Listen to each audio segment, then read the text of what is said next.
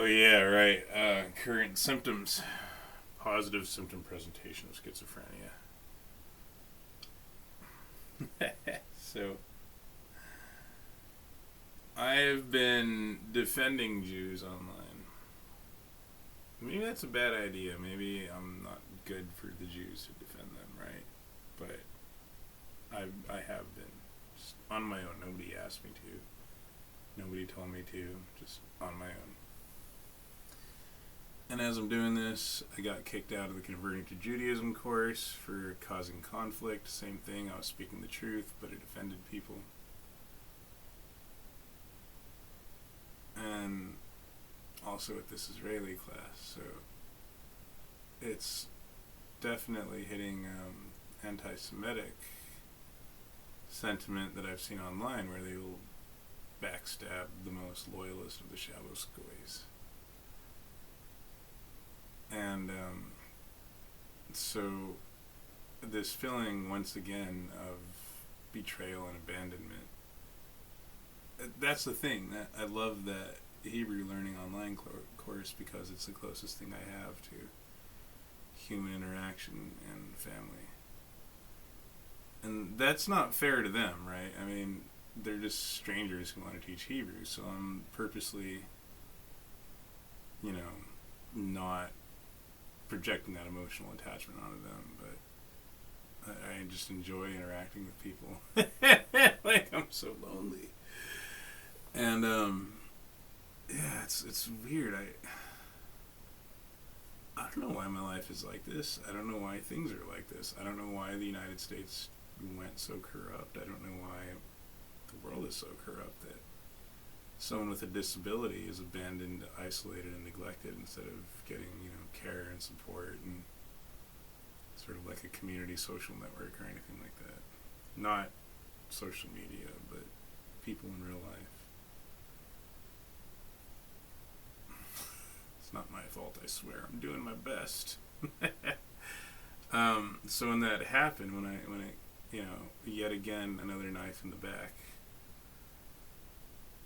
I saw this dark, hissing, shadow.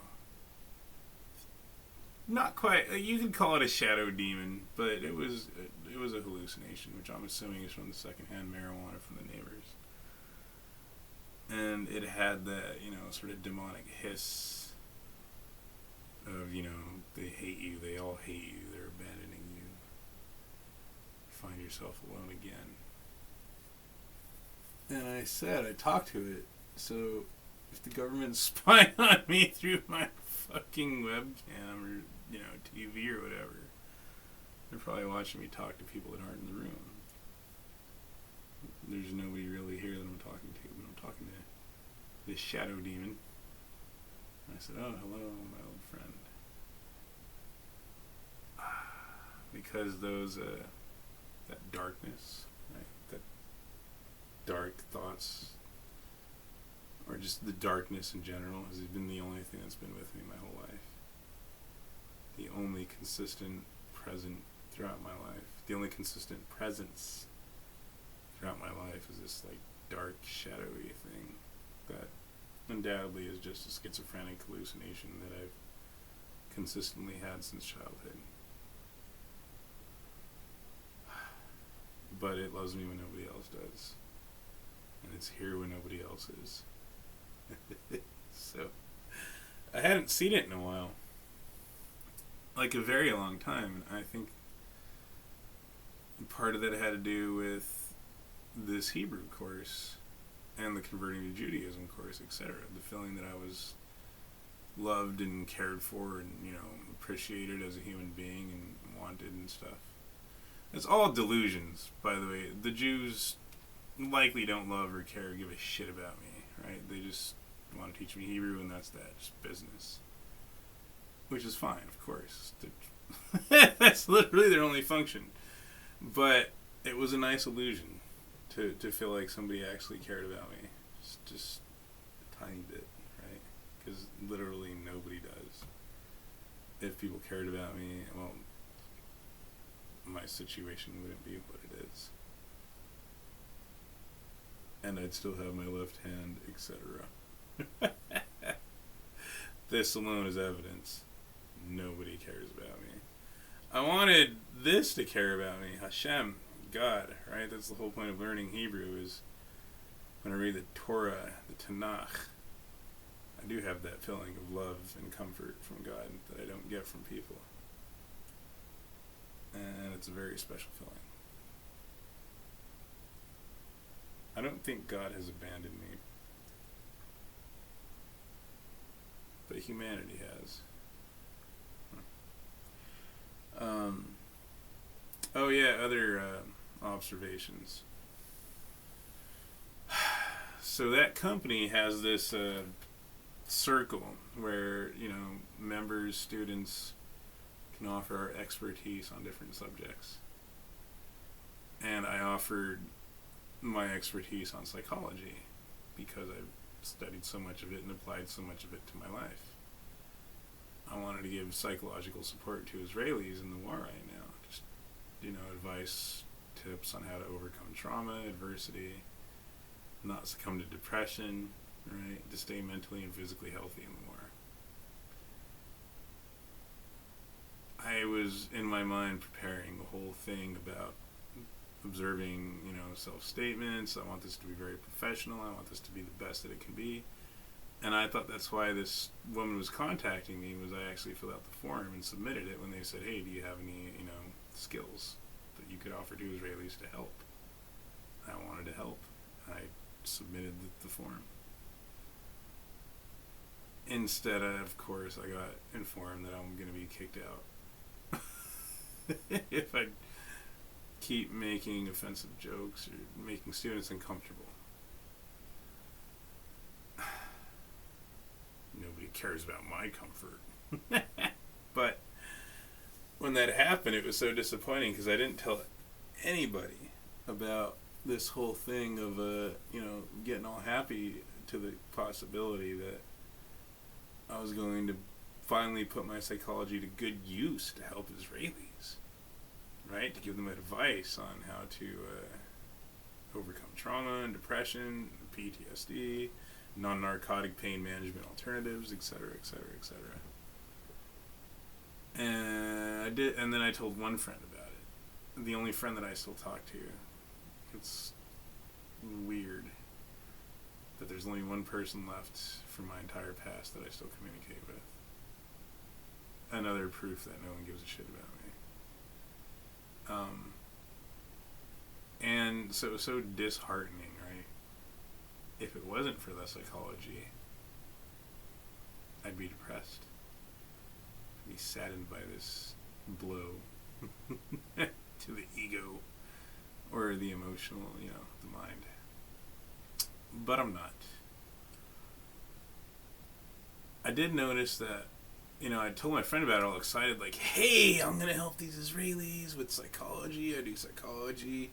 They ask, can you help? This is my expertise. I'm going to, just give as much expertise as I can. I'm going to help in any way I can. I've donated to, organizations, etc. And instead, it was like a knife. So, fortunately or unfortunately, my friend, just like all Americans, cares so little about me. He forgot that this thing that meant a lot to me was going to happen, so he didn't even bother asking if it happened or not. He might remember in time, right, like in a week or a month or so. Oh yeah, how'd that thing go? But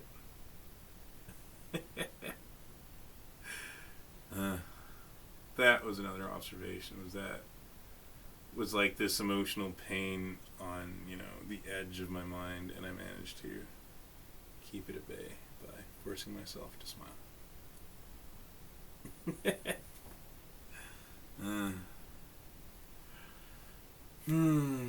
Some argue that Stoicism is bad because it gets people to be happy with situations that they shouldn't be happy with, that they would change, but this is probably the best situation I've had if it wasn't for the isolation, the abandonment, and the neglect.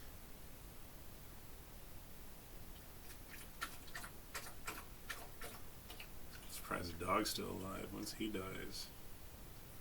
That's it. And I'm not gonna lie, my hope in converting to Judaism, or even just learning Hebrew and sort of becoming like an Israeli citizen, right? Clearly, that's not gonna happen.